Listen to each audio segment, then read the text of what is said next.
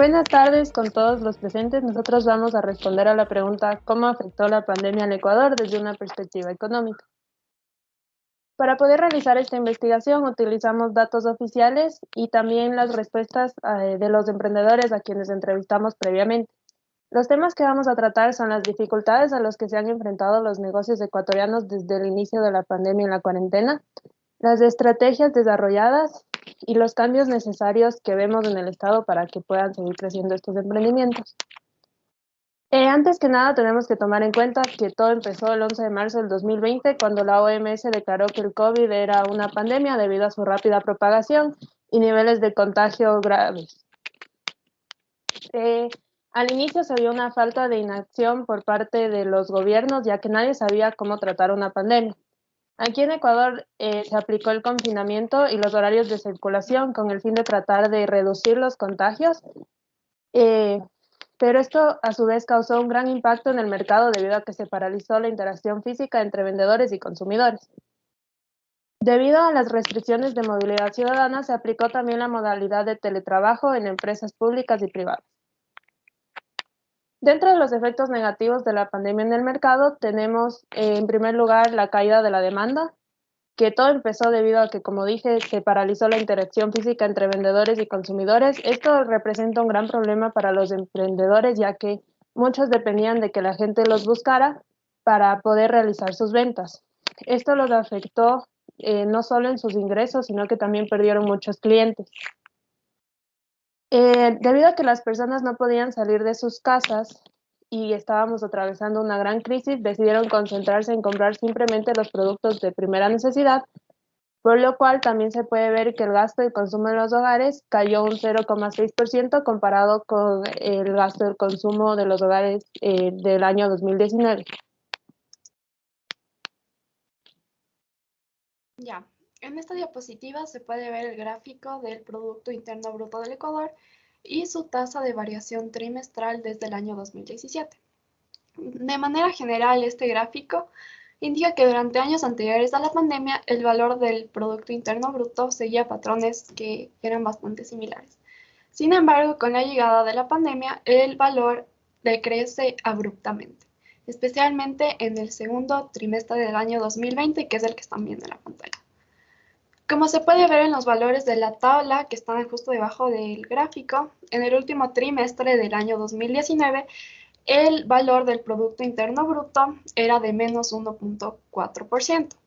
Con la llegada de la pandemia, este valor decreció, llegando a valores negativos de menos 1,8%, menos 12,4% y menos 8,8% en los tres primeros trimestres del año 2020. Esta caída del PIB está relacionada con las limitaciones de movilidad ciudadana, es decir, el confinamiento. Mismas limitaciones que representaron a principios de la pandemia una pérdida de clientes justamente porque dependían que los compradores se acerquen y consuman el producto. Es así como se vieron afectados tanto los compradores como los productores. Bueno, anteriormente se mencionaron los principales efectos negativos de la pandemia.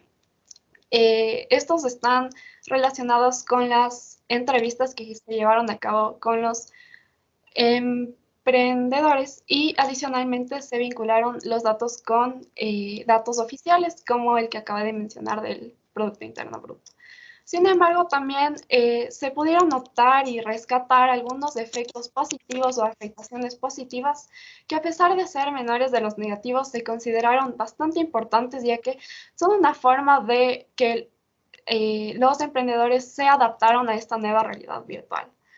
Entonces, primero que nada, se vio esta necesidad de implementar la modalidad de teletrabajo. Los microempresarios abrieron plataformas digitales para de esta manera innovar su negocio. Como parte de dicha innovación está los cursos digitales. Los emprendedores siguieron cursos digitales, crearon tiendas virtuales y finalmente se creó una competencia en línea, que por un lado es algo positivo, ya que es una manera en la que los emprendedores ofrecían sus productos de una manera muy accesible para sus clientes, pero que al ser la única plataforma se generó una competencia desigual. ¿Cómo se puede impulsar el desarrollo de los emprendimientos? Al conversar con los entrevistados nos dimos cuenta que muchos percibieron una falta de acción por parte del Estado, ya que este se mostró muy inflexible en tiempos de crisis. Por ejemplo, pide muchos requerimientos como RUC, patente y algunas documentaciones que son muy difíciles de acceder para algunos. Y también insistió en cobrar el impuesto a la renta a pesar de que muchos presentaron una pérdida. Este impuesto representa el 2% del ingreso bruto. Eh, Se debe tomar en cuenta que los emprendimientos muchas veces son la única forma de sustento de las familias y que algunos nacieron justamente porque perdieron el trabajo en la pandemia. Eh, es por esto que junto con los entrevistados proponemos ciertas cosas al Estado, como imponer impuestos directos en los que se tome en cuenta las ganancias de las personas y la situación socioeconómica por la que están pasando, para así establecer un impuesto justo. También una de las entrevistadas dijo que el Estado debería cubrir o eliminar los gastos para los emprendimientos recientes, ya que esto les permitiría crecer y en un futuro podrían aportar más al país. Por último, se dijo que deberían impulsar a que los emprendimientos sean mucho más valorados, ya que muchas personas buscan el mismo producto y de misma calidad, pero en otros lugares, en lugar de apoyar a los emprendimientos ecuatorianos. En las instituciones financieras vimos que existía una gran barrera de acceso, ya que los emprendedores no podían sacar préstamos de que donde los intereses les permitieran igual generar ganancias, ya que estarían trabajando simplemente para pagar el préstamo. Y por esto se propuso la idea de tener préstamos específicos para emprendedores donde los intereses sean accesibles y donde simplemente se requiera una documentación que sea de fácil acceso para todos.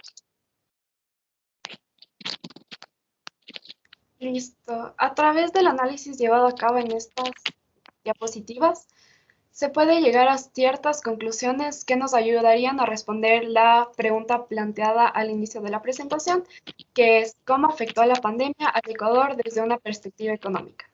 Entonces, las conclusiones que se llegaron es que hay afectaciones tanto negativas como positivas. Por un lado, las afectaciones negativas que son mayores fueron la caída del PIB, la caída de la demanda y el decrecimiento en gastos del consumo final de los hogares. Por otro lado, en las positivas está la innovación, la modalidad de teletrabajo y la interacción de mejor calidad entre consumidores y productores. La competencia en línea está en el intermedio, ya que se considera positiva o negativa dependiendo de la perspectiva. Y finalmente se propusieron soluciones que están relacionadas con el Estado. Principalmente se propuso que sea más flexible, que fomente el desarrollo de los emprendimientos y que las instituciones financieras ofrezcan préstamos que sean más asequibles. A las reflexiones que se llegaron a través de esta presentación y este análisis y la interacción con los entrevistados es que esta fue una experiencia bastante enriquecedora, ya que pudimos interactuar directamente con los emprendedores y esto nos deja un aprendizaje bastante grande, ya que pudimos conocer a mayor profundidad cuál fue su experiencia y esto está relacionado también con la situación del país. También aprendimos que los emprendedores son parte muy importante de la economía del Ecuador, ya que a pesar de ser pequeños, también generan un impacto importante, por lo que el Estado debería apoyarlos. Entonces, eso es nuestra presentación. Esperamos que les haya gustado. Gracias por su atención.